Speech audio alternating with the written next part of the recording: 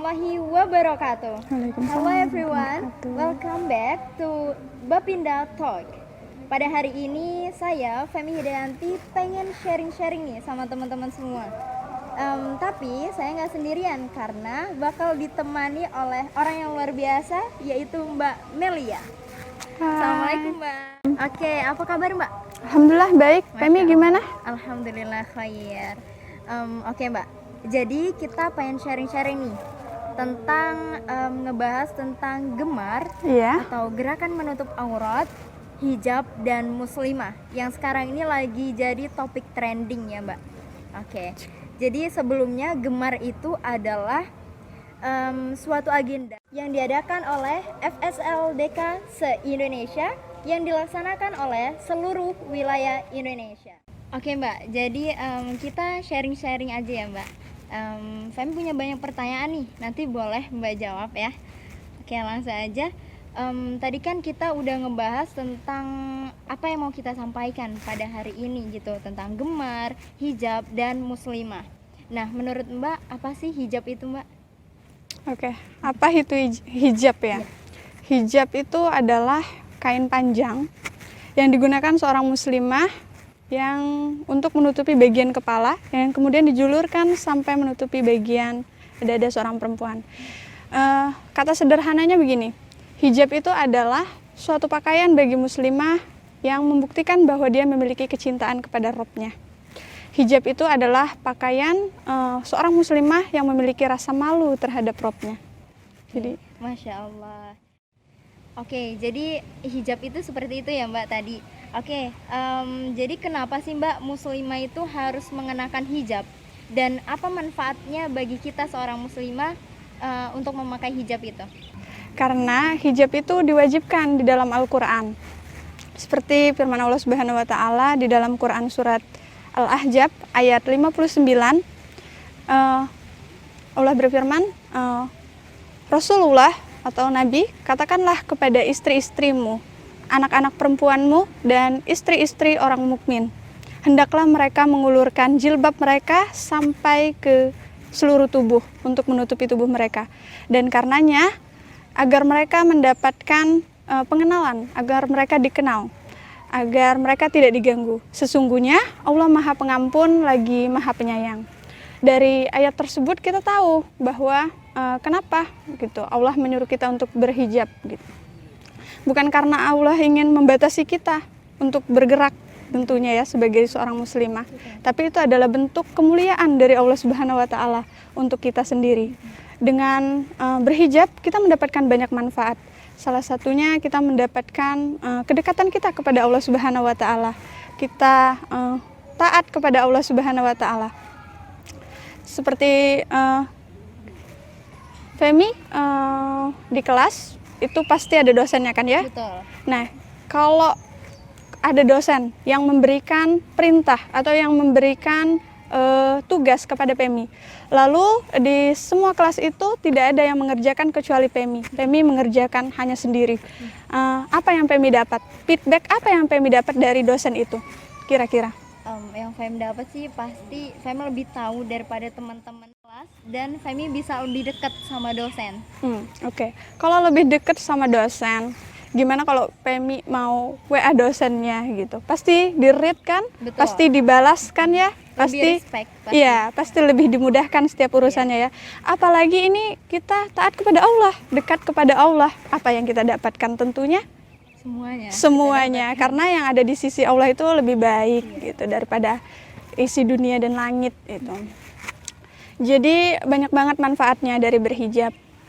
Terus kita juga dalam berhijab, kita itu bisa menjaga kesehatan. Seperti melindungi kulit dari sinar matahari, terus melindungi rambut kita daripada debu-debu, sehingga kita tidak perlu keramas sampai sehari 5 kali gitu. Iya kan, zaman sekarang perempuan-perempuan itu pengennya tampil luar biasa gitu, perfect. Jadi dengan hijab kita bisa lebih anggun, kita bisa menjaga diri kita terhindar dari fitnah, sehingga kita senantiasa gitu melindungi diri kita, mentaatkan diri kita, dan bentuk kemuliaan diri kita dari Allah Subhanahu wa Ta'ala. Iya. Jadi manfaat kita berhijab ya, itu bisa terjaga dari fitnah, juga kita bisa lebih dekat sama Allah, dan itu juga mungkin jadi wujud rasa syukur kita kepada Allah. Seperti itu. Oke Mbak, jadi kita tadi udah ngebahas tentang hijab ya Mbak, manfaatnya dan kenapa muslimah harus berhijab gitu ya. Dan boleh dong Mbak share pengalaman dari Mbak mungkin sebelum berhijab sampai sekarang ini, Masya Allah. Boleh Mbak bagi ke kita. Pengalaman berhijab ya, cukup panjang ya pengalamannya. Di tahun 2015 itu awal saya berhijab, tapi berhijabnya itu masih bongkar pasang gitu. Lepas pakai lagi. Di waktu itu, waktu masih SMA itu inget banget, di sekolah itu udah pakai hijab semua, nggak ada yang nggak pakai hijab. Tapi saya tetap bangga gitu, tetap saya mau bongkar, saya mau tutup lagi gitu. Sampai ketika saya dapat omongan dari saudara saya gitu. Dia bilang, kenapa nih nggak pakai hijab, katanya gitu kan. Terus saya bilang, karena saya belum siap gitu. Terus dari saudara saya bilang, loh kenapa? Bagaimana mungkin kamu bisa mengatakan kamu tidak siap, sedangkan kamu tinggal di Indonesia, tinggal di tempat yang mayoritas agamanya Islam gitu. Apa yang membuat kamu tidak siap untuk berhijab? Gitu. Terus saya mikirnya, oh iya juga ya gitu. Kenapa nih saya nggak pakai hijab gitu? Padahal tadi kita ya udah tahu ya manfaat-manfaat hijab. Terus akhirnya oke, saya memutuskan untuk ya udah saya pakai hijab. Jadi di awal 2015 itu saya pakai hijab, mempertahankan hijab saya untuk di luar maupun di dalam gitu. Itu sih pengalamannya. Masya Allah, keren banget Mbak. Luar biasa nih buat motivasi teman-teman semua ya yang masih suka lepas pasang hijab gitu. Mudah-mudahan Allah berikan istiqomah kepada kita semua. Amin. Oke Mbak, jadi berhubungan dengan acara Gemar, gerakan menutup aurat yang kita itu dimotivasi untuk bisa menutup aurat atau menggunakan hijab gitu. Nah, menurut Mbak, tanggapan Mbak nih, yang sekarang masih jadi topik trending ya di dunia maya tentang hijab yang dilarang di luar negeri gitu. Apa sih tanggapan Mbak mengenai itu? Oke, sebelum ke tanggapan, kita kembali lagi ke bagaimana seorang perempuan itu dihormati. Bagaimana? Dunia barat atau masyarakat barat itu sibuk membicarakan tentang hak wanita. Betul. Seorang hak wanita. Tapi mereka sendiri apa yang mereka lakukan? Mereka menjual putri-putri mereka, istri-istri mereka, bahkan ibu mereka.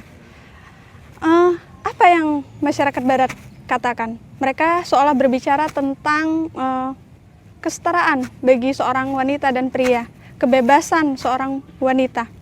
Tapi tidak lain, itu hanyalah bentuk terselubung yang dikemas sedemikian rupa di balik layar budaya dan seni.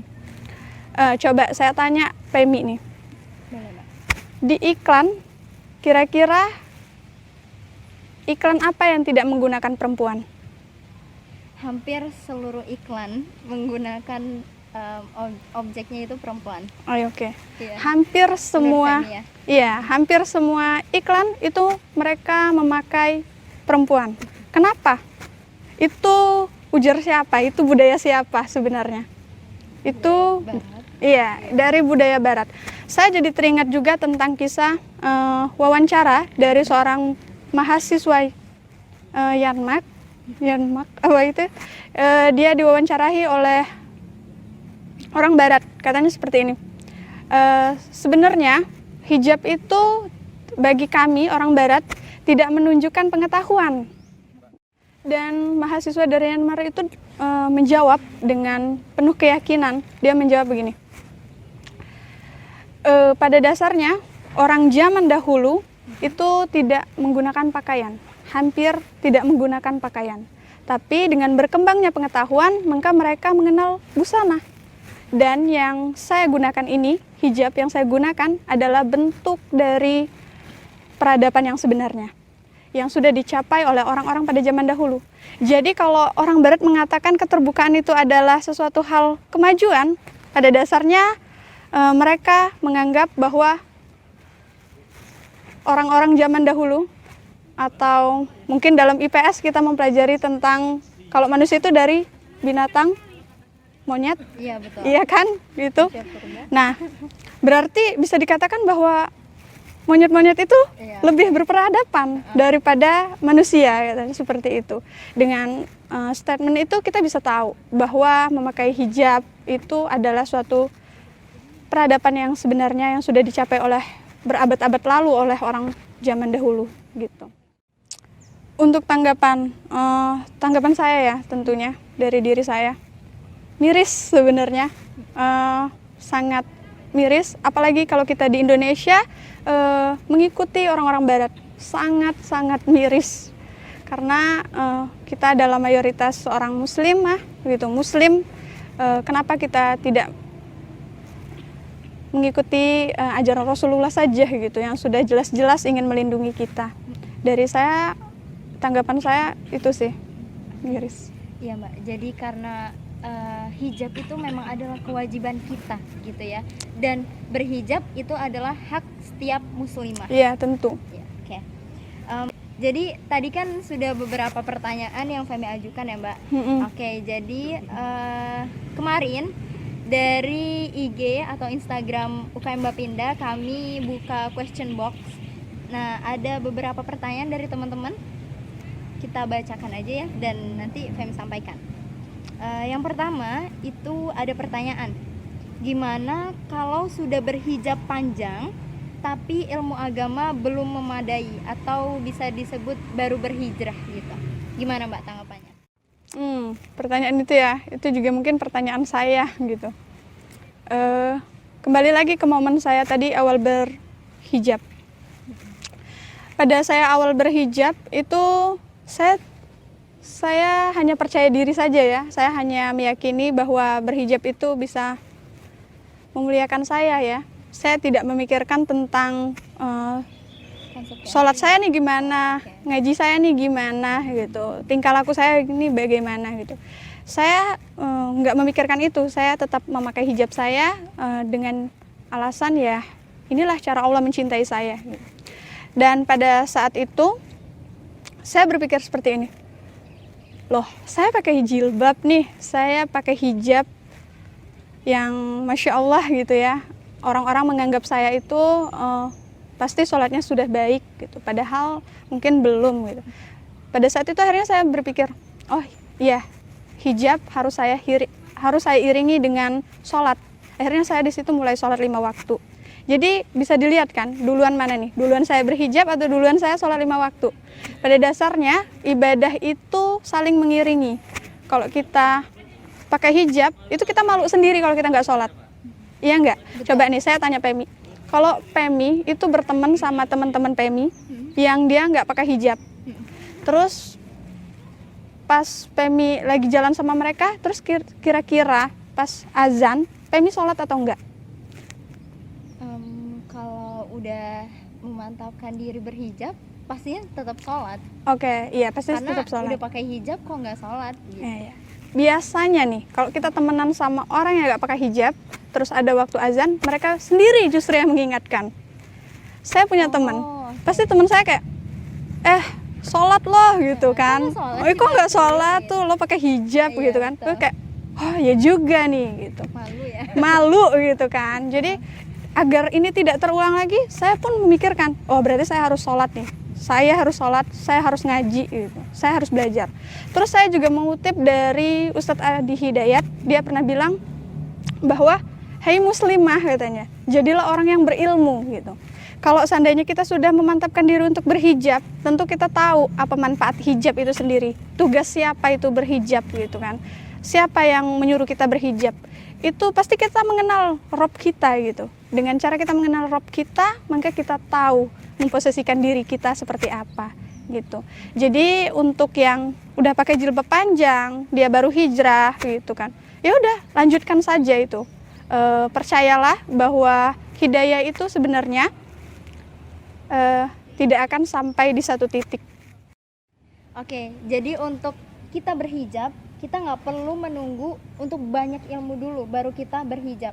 Tapi kita berhijab, maka semuanya insya Allah perlahan kita bakal mendapatkannya gitu. Ilmu-ilmunya, kebaikan-kebaikannya nanti bakal kita dapatkan setelah itu gitu. Jadi teman-teman yang lagi pengen atau niat banget berhijrah gitu, jangan takut, ayo berhijrah, dan insya Allah banyak kebaikan yang teman-teman nanti bakal dapatkan setelahnya. Oke Mbak, lanjut ke pertanyaan selanjutnya ya. Ada pertanyaan nih, kenapa orang nggak adil ya? LGBT dibela, hijab diserang. Nah, gimana nih Mbak tanggapannya? Oke, kembali lagi ke tadi ya. Kembali ke bagaimana muslimah dihargai kalau itu. Seharusnya orang-orang itu berhak memakai apa dari dalam agama mereka sendiri. Kembali lagi tadi, orang Kristen itu berhak memakai tanda salib mereka. Lantas kenapa orang muslimah tidak berhak memakai hijab mereka? Iya, dari hal ini kita bisa tahu bahwa hak seorang wanita, kebebasan seorang wanita yang mereka bicarakan itu di luar sana itu bukanlah suatu toleransi, tapi itu adalah bentuk omong kosong yang dilakukan mereka untuk sekedar eksistensi. Iya, eksistensi. Untuk mereka sendiri itu melindungi diri mereka sendiri. Di mana saja dan kapan saja mereka merasa terlindungi dengan kata-kata hak dan kebebasan seorang wanita. Yang pada dasarnya itu hanyalah terselubung lagi gitu loh di dalam keinginan mereka sendiri gitu. Jadi menyangkut tentang LGBT juga ya Mbak. Mungkin ini juga PR buat kita para muslimah di negeri ini gitu ya, untuk menyuarakan dakwanya gitu, menyuarakan tentang boleh atau enggaknya kayak gitu. Sedangkan LGBT ini kan memang dalam Islam itu dilarang ya, tapi yang kita lihat tidak seperti apa yang harusnya dilakukan kayak gitu. Malah ada sebagian yang mendukung atau memberikan toleransi terhadap itu, padahal seharusnya itu tidak boleh kayak gitu. Jadi perlu adanya peran bagi generasi muda atau para muslimah saat ini untuk terus menyuarakan dakwanya. Oke. Di pertanyaan terakhir nih Mbak, ada pertanyaan, cara apa aja sih yang kita lakuin untuk membela saudara muslim kita di sana? Gimana caranya kayak gitu? Ya, salah satunya ya dengan mengikuti acara Gemar ini ya, tentunya gerakan menutup aurat yang diadakan oleh FSLDK ini. Ini adalah merupakan bentuk dari kepedulian kita terhadap mereka semua. Ini adalah bentuk penyuaraan kita bahwa kita itu menjunjung tinggi orang-orang yang memakai hijab. Jadi kita bisa menyuarakan ini lewat sosial media. Oh, sekarang sosial media itu bisa menyuarakan apa saja gitu ya. Kita bisa curhat di sana, kita bisa menunjukkan identitas kita di sana.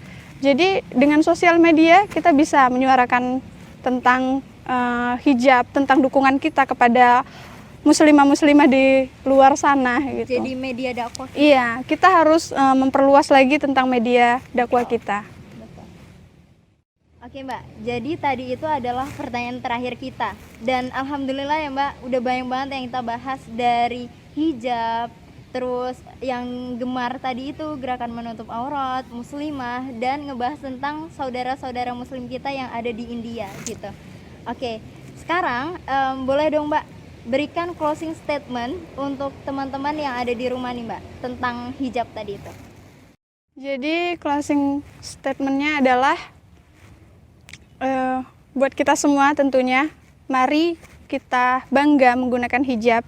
Mari kita semua pahami apa arti hijab yang sebenarnya. Mari kita semua gunakan hijab. Kenapa kita tidak bisa menggunakan hijab gitu di negara yang mayoritas Islam ini?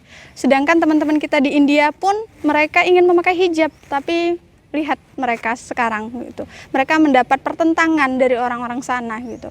Jadi buat kita semua syukuri gitu, nikmati apa yang bisa kita nikmati di Indonesia, di tempat yang mayoritas muslim, di tempat yang dimana kita memakai hijab adalah sesuatu hal yang dianggap biasa gitu.